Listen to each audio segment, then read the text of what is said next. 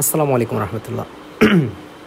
আজকের এই ভিডিওতে আমরা কথা বলতে যাচ্ছি যে ভাইটামিন ডিফিসিয়েন্সি সিনড্রোম অর্থাৎ ভিটামিনের অভাবে আমাদের কি কি রোগ হতে পারে এবং কি কি লক্ষণ দেখা দিলে আমরা বুঝতে পারবো আসলে আমাদের এই ভিটামিন কিংবা কোন ভিটামিনের অভাব হয়েছে, সেটা আমরা আজকের এই ভিডিও থেকে জানতে পারবো।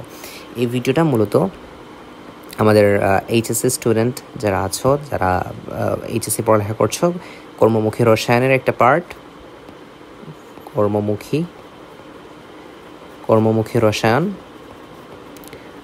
রসায়নের এই একটা পার্ট, যেটা কবির স্যারের বইয়ে এই অংশটা লেখা আছে। তবে এই যে লেকচারটা অর্থাৎ এই যে ভিডিওটা আমি এখন রেকর্ড করতে যাচ্ছি, এইটা প্রতি শ্রেণীর মানুষের জন্য, মানে প্রত্যেক শ্রেণীর মানুষের জন্য খুবই গুরুত্বপূর্ণ। কারণ আমাদের এটা একটা আমাদের লাইফস্টাইল, অর্থাৎ আমাদের একটা লাইফস্টাইল জনিত সমস্যা, যে আমরা দেখলে বুঝতে পারবো আসলে কোন ভিটামিনের অভাবে কোন রোগটা হচ্ছে। তো এটা সকলের জন্য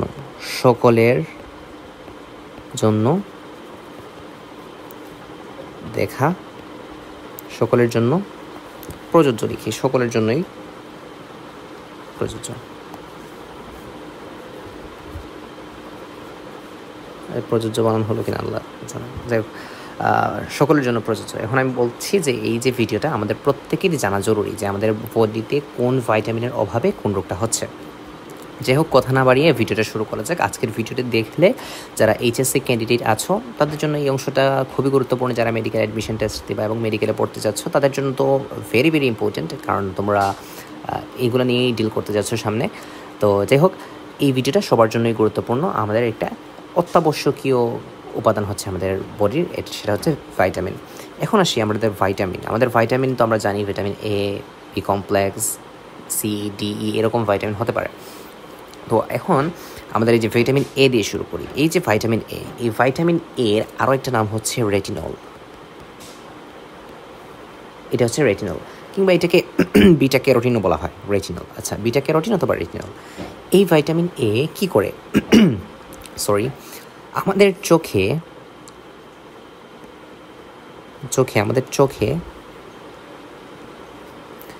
চোখে দুই ধরনের মানে কোষ আছে। চোখের দু ধরনের কোষ I am sorry for that.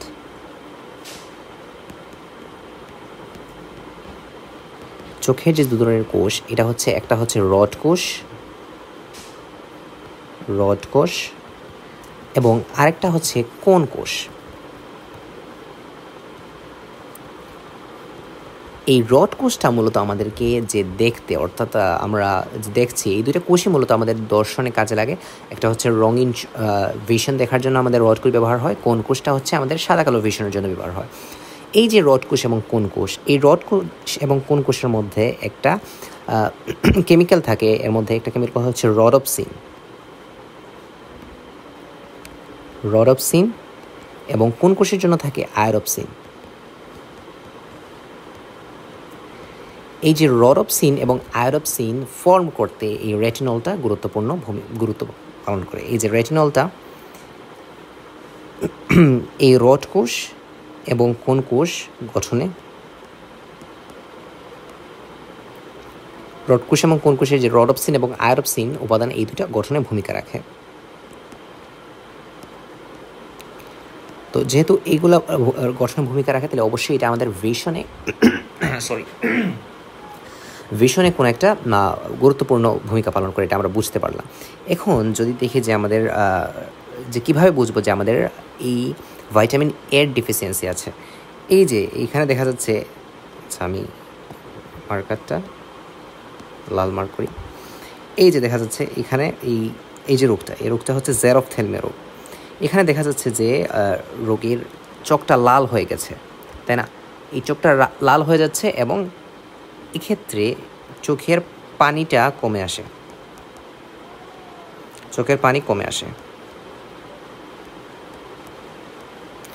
শুধু চোখের পানি কমে আসে এমন কথা না, বরং রোগীর রাতকানা রোগ দেখা যায়।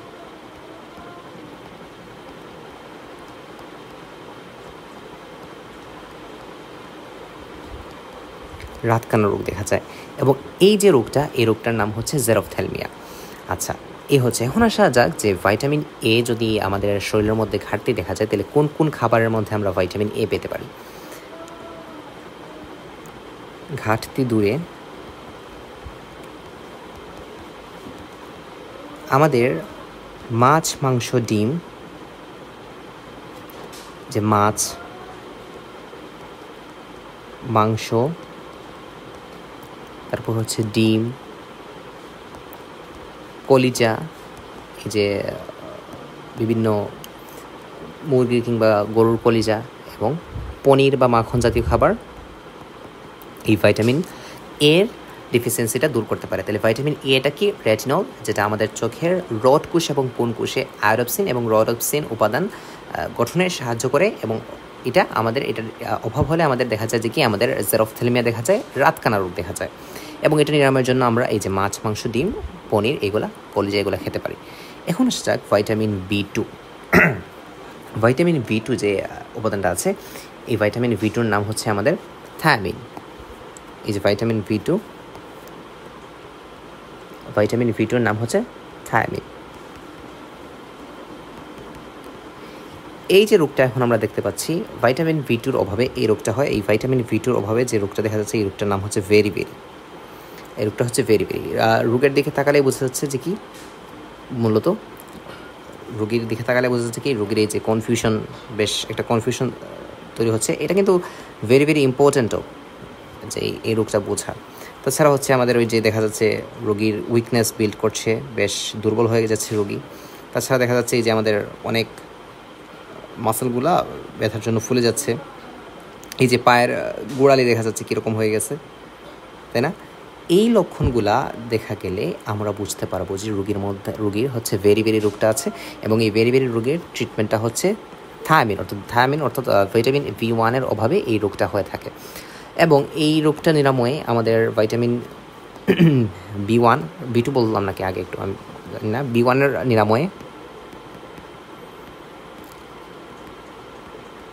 নিরাময়ে আমাদের কি খেতে হবে? আমাদেরকে বাদাম খেতে হবে, বাদাম এবং দুধ খেতে হবে, বাদাম এবং দুধ খেতে হবে। এবং আমরা জানলাম B1-এর অভাবে যে রোগটা হয় সেটার নাম হচ্ছে বেরি রোগ। এখন আসা যাক B2। এই B2, ভাইটামিন B2, এটা নিয়ে আমি গ্রুপে একটা পোস্ট করছিলাম, তো মিক্সড একটা অ্যান্সার পেয়েছি। অনেকে সঠিক উত্তর দিয়েছো, অনেকে ভুল উত্তর দিয়েছো। যাই হোক, সরি, হ্যাঁ আমার একটু গলা জানি না কেন হচ্ছে। যাই হোক, এই B2-র নাম হচ্ছে রিবোফ্ল্যাভিন। এই B2-র নাম হচ্ছে রিবোফ্ল্যাভিন। ভিটামিন B1 যেমন ছিল থায়ামিন, B2 হচ্ছে রিবোফ্ল্যাভিন। এই রিবোফ্ল্যাভিনের অভাবে দেখাই যাচ্ছে এখানে ওর ডার্মাটাইটিস অর্থাৎ স্কিনের প্রদাহ তৈরি হয়েছে, তাই না? স্কিনের প্রদাহ তৈরি হওয়ার জন্য এই যে জিহ্বার, এটা খুবই কমন একটা রোগ। আমাদের দেখা যায় ঠান্ডার সময় আসলেই অনেকেই এই রোগে ভুগে থাকেন, অনেকে অনেক ধরনের চিন্তাভাবনা করেন এই রোগ নিয়ে। এই হচ্ছে জিহ্বার গোড়ায় আর কি হয়ে যায়, ঘা হয়ে যায়। তাছাড়া এই যে জিহ্বার গোড়ায়, তারপর যে ঠোঁটের গোড়ায় ঘা দেখা যায়, এই রোগটা হচ্ছে ডার্মাটাইটিস। এবং এই রোগটা মূলত রিবোফ্ল্যাভিনের অভাবে হয়ে থাকে, দিলে রিবোফ্ল্যাভিনের অভাবে হয়ে থাকে। এখন এইটার নিরাময়ে আমাদেরকে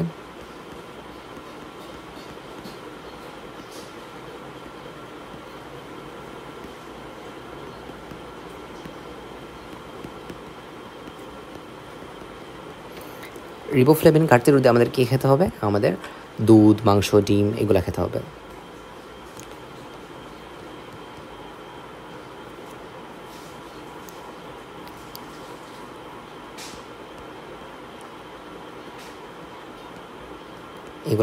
এগুলো হচ্ছে কমন জিনিস। তাছাড়া অনেক সময় এইগুলো ট্রিটমেন্টের জন্য আমাদের সাপ্লিমেন্ট হিসেবে রিবোফ্ল্যাভিনের ট্যাবলেটও দেওয়া থাকে, রিবোসোন বা অন্যান্য বিভিন্ন নামে থাকে। সেগুলো হচ্ছে চিকিৎসকের পরামর্শে আমরা গ্রহণ করতে পারি। যদি দেখা যায় যে কি এগুলো খাওয়ার পরেও এই সমস্যাটা দূর হচ্ছে না, তাহলে রিবোসোন বা জিঙ্ক এরকম অনেক ধরনের ঔষধ আছে যেগুলো চিকিৎসকের পরামর্শে গ্রহণ করা যায়। এখন হচ্ছে ভাইটামিন B3। এই ভাইটামিন B3-র নাম হচ্ছে নিয়াসিন। এখন ভাইটামিন B3-র অভাবে, এই ভিটামিন B3-র অভাবেও একটা ডার্মাটাইটিস রোগ হয়। তবে এটাও একটা ডার্মাটাইটিস, তবে বা স্কিনের একটা রোগ, কিন্তু এই রোগটার একটা নাম আছে। এই রোগটার নাম হচ্ছে পেলাগ্রা।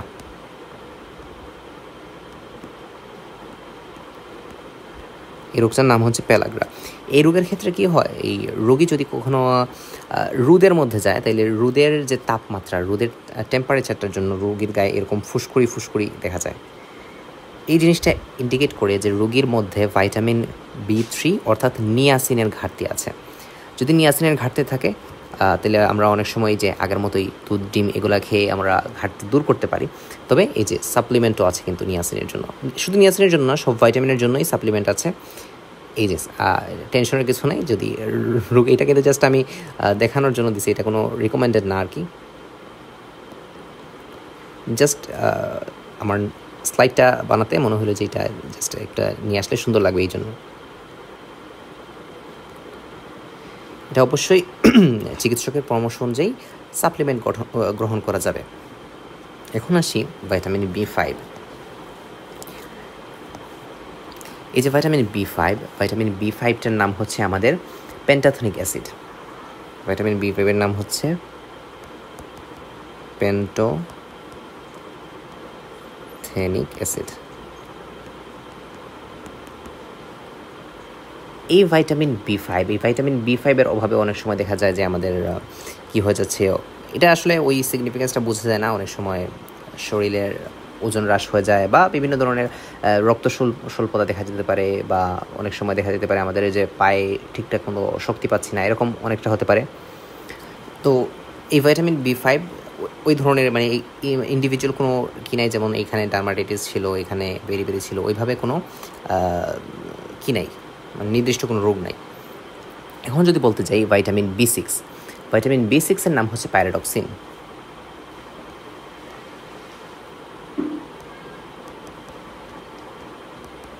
ভাইটামিন B6 হচ্ছে পাইরোডক্সিন। এই পাইরোডক্সিনের অভাবে কি হয়, এই পাইরোডক্সিনের অভাবেও দেখা যায় অনেক সময় ডার্মাটাইটিস রোগ হয়। ডার্মাটাইটিস মানে কি, যে আমাদের এই যে এরকম আমাদের যে স্কিন আছে, স্কিনের প্রদাহ অভাবে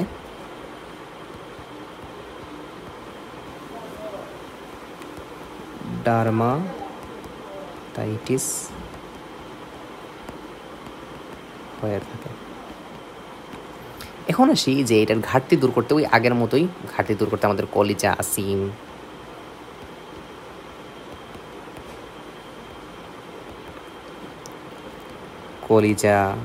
তারপর এখানে একটা কথা আছে, সেটা হচ্ছে সিম তো চিনি আমরা, এই সিম, যাই হোক দীর্ঘ ইকার বা রস্বইকার যেটাই হতে পারে, সিম।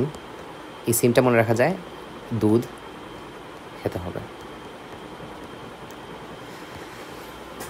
ভিটামিন B7টার নাম হচ্ছে বায়োটিন। অনেক শ্যাম্পুর গায়ে এরকম নাম হয়তো বা অনেকে দেখে থাকতে পারেন, যে এই বায়োটিন তো অনেকে দেখা যায়। তো বায়োটিনের অভাবে অনেক সময় দেখা যায় যে কি চুল নষ্ট হয়ে যায়,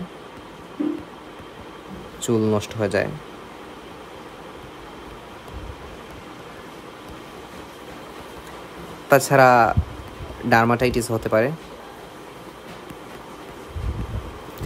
এটা এই বায়োটিনের অভাবে এই ধরনের রোগ হতে পারে। এখন আসা যাক B9। এই B9 এবং B12 এটা অনেকটা গুরুত্বপূর্ণ। তবে আমাদের কবির স্যারের বইয়ে এই B9 এবং B12 নিয়ে বেশ একটা ভুল ইনফরমেশন দেওয়া আছে, যে B9কে লেখা আছে আমাদের সায়ানোকোভোলামিন এবং B12কে লেখা আছে ফলিক অ্যাসিড, যেটা কিন্তু একদম ভুল। B9 হচ্ছে ফলিক অ্যাসিড এবং B12 হচ্ছে সায়ানোকোভোলামিন।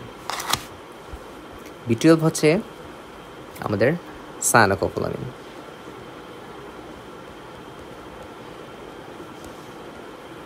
এই জিনিসটা কবির স্যারের বইয়ে ভুল আছে। অনেক স্টুডেন্টও এটা আসলে কী করতে পারে না, এই দুই জিনিসটার জন্য অনেক কনফিউশনে ভুগে। তো যাই হোক, এই B9 এবং B12 এর কাজ কি একটু যদি বলি, আমাদের লোহিত রক্তকণিকা প্রথমে আমাদের এরিথ্রোব্লাস্ট হিসেবে থাকে, তাই না? এই যে গোলাকার এরিথ্রোব্লাস্ট, যেখানের মধ্যে হচ্ছে যে আমাদের দেখা যায় নিউক্লিয়াস আছে, এটা হচ্ছে এরিথ্রোব্লাস্ট।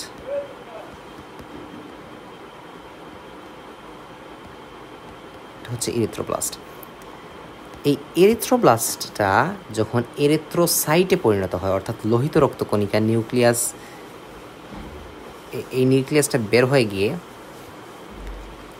যখন লোহিত রক্তকণিকা এই যে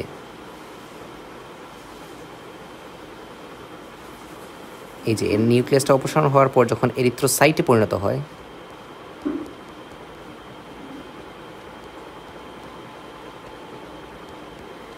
তখন এই এরিথ্রোসাইটের সময় B9 এবং B12 গুরুত্বপূর্ণ ভূমিকা পালন করে।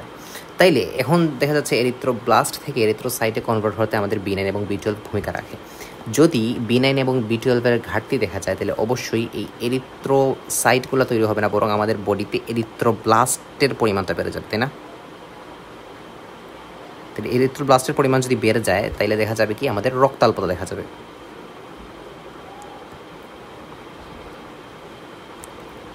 রক্তাল্পতা দেখা দেবে, রক্তাল্পতা বা এনিমিয়া দেখা যাবে। তাহলে কি বুঝলাম? আমাদের এরিথ্রোব্লাস্ট বেড়ে যাবে। এরিথ্রোব্লাস্ট যেহেতু বেড়ে যাচ্ছে তাহলে অপরিণত এরিথ্রোসাইট বা অপরিণত লোহিত রক্তকণিকা, এগুলোর জন্য আমাদের অপরিণত লোহিত রক্তকণিকার জন্য আমাদের রক্ত শূন্যতা দেখা দেবে। তো এগুলোর জন্য আমাদের ভিটামিন B9 এবং B12 দায়ী। তাহলে এগুলোর জন্য কী খাবো আমরা? সেম আগের মতোই কলিজা বেশি বেশি কলিজা খেতে হবে, অর্গান মিট খেতে হবে, মাশরুম,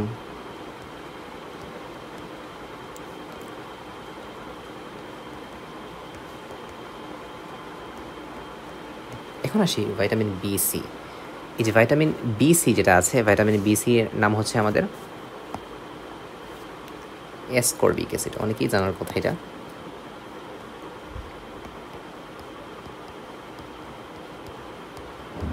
ভিটামিন B/C হচ্ছে অ্যাসকর্বিক অ্যাসিড। এই যে ভাইটামিন B/C এর অভাবে যে রোগটা হয় সেটা হচ্ছে স্কারভি। এটাও বেশ গুরুত্বপূর্ণ। অনেকে ভাইটামিন B2 বললাম নাকি, ভাইটামিন B/C বলতেছি, ভাইটামিন C এবং ভাইটামিন B এই দুইটার মধ্যে অনেক কনফিউশন থাকে। অনেকে ভাইটামিন B এর অভাবে যে ঘটনা ঘটে সেটার সাথে ভাইটামিন C এর অভাবের ঘটনা মিলিয়ে নেন। তাহলে ভাইটামিন C এর অভাবে যে ঘটনাটা হয় সেটা হচ্ছে স্কারভি। এই স্কারভির প্রথম স্টেজটা দেখা যাচ্ছে কি আমাদের অনেক ক্লান্তি লাগে। তাছাড়া দ্বিতীয় স্টেজ আছে স্টেজ টুতে দিয়ে দেখা যায় যে কি আমাদের এই যে দাঁতের মাড়ি থেকে রক্ত বেরোচ্ছে। তারপর হচ্ছে স্টেজ 3তে দেখা যাচ্ছে কি আমাদের রক্তাল্পতা দেখা যাচ্ছে। এবং স্টেজ 4-এ যাওয়ার পর যদি দেখা যায় যে কি আমাদের অতিরিক্ত পরিমাণে অ্যাসকর্বিক অ্যাসিড কিংবা ভাইটামিন C এর অভাব, সেক্ষেত্রে উচ্চ মাত্রায় জ্বর আসে। তাহলে এইটা বোঝা গেল। তাহলে ভাইটামিন সি যেটা আছে, এই C ভাইটামিনটা কই পাওয়া যায়? এটা আমরা সবাই জানি টক জাতীয় খাবারে, টক জাতীয় খাবার। এর মধ্যে হতে পারে টমেটো, কি লিখলাম,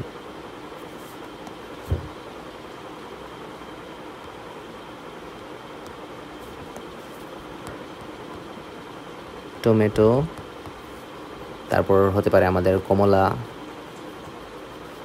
কাঁচামরিচ।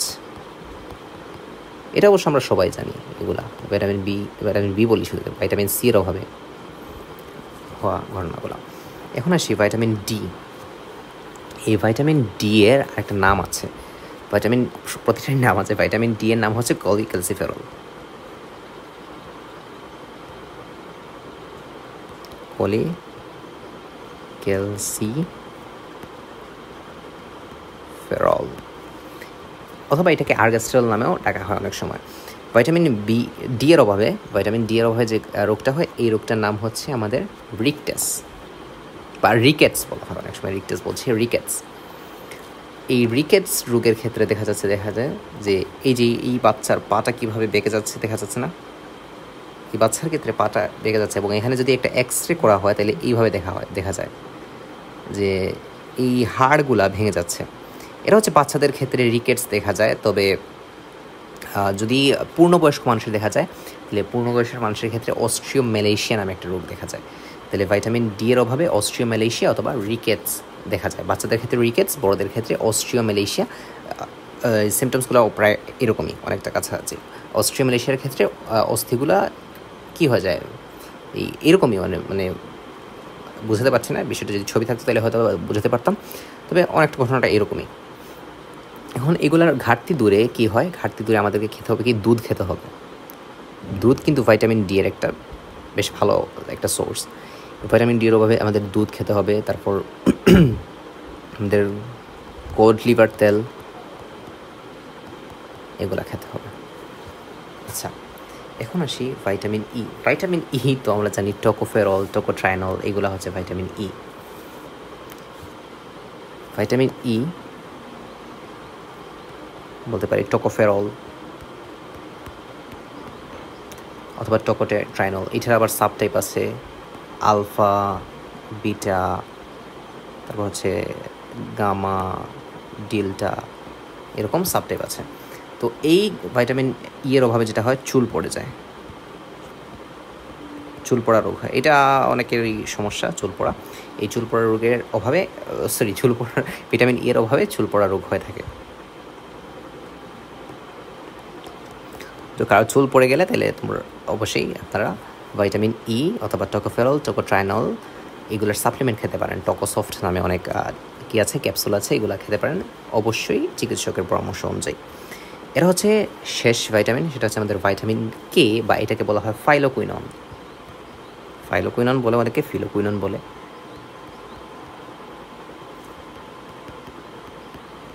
এই ফাইলোকুইননটা কী হয়, আমাদের রক্ততঞ্চন আমরা যখন পড়েছিলাম মনে আছে, রক্ততঞ্চনের ফ্যাক্টর ছিল 13টা। এই রক্ততঞ্চনের যে 2 নম্বর ফ্যাক্টর, 2, 7 স্টেবল ফ্যাক্টর, তারপর হচ্ছে অ্যান্টিহিমোফিলিক ফ্যাক্টর এবং স্টুয়ার্ট ফ্যাক্টর, এই ফ্যাক্টরগুলোকে সক্রিয় করে। এটা খুবই গুরুত্বপূর্ণ একটা প্রশ্ন। সক্রিয় করে ভাইটামিন কে। যদি দেখা যায় যে এইগুলো হচ্ছে রক্ততঞ্চন ফ্যাক্টর, মানে এগুলো হচ্ছে রক্ত জমাট বাঁধাতে সাহায্য করে। যদি দেখা যায় যে ভাইটামিন কেই না থাকলো বডির মধ্যে, তাইলে এই ফ্যাক্টরগুলা যেগুলো রক্ত জমাট বাঁধাতে সাহায্য করে, এগুলা কাজ করছে না, এগুলোকে তো অ্যাক্টিভ করে ভাইটামিন কে। এখন যদি ভাইটামিন কে এর ডিফিসিয়েন্সি দেখা যায়, তাহলে এই ফ্যাক্টরগুলো অ্যাক্টিভ হবে না। তখন দেখা যাবে যে কি, এই যে বড়দের ক্ষেত্রে দাঁতের মাড়ি দিয়ে রক্ত বের হবে। একটা হচ্ছে রক্ত যদি কোনো জায়গায় কেটে যায়, তাহলে রক্ত সেখানে জমাট সহজে বাঁধবে না, বরং রক্ত পড়তেই থাকবে। আবার অনেক সময় যখন এটা বেশ ভালোভাবে এফেক্ট করবে, তখন দাঁতের গুঁড়া থেকে রক্ত বেরিয়ে আসতে পারে। এবং এই যে বাচ্চাদের ক্ষেত্রে এইভাবে এই পিঠের মধ্যে যে ছাপ দাগ তৈরি হবে, এটা হচ্ছে স্কিনের ভিতরে রক্ত জমাট না বাঁধার জন্য এই সমস্যাটা হবে যদি কোনো জায়গার মধ্যে আঘাত পায়। তো এই ধরনের রোগটা হতে পারে। এটা হচ্ছে ভাইটামিন কে এর অভাবে হয়ে থাকে, ফাইলোকুইনন। এটার জন্য অবশ্যই আমাদেরকে সবুজ শাকসবজি খেতে হবে।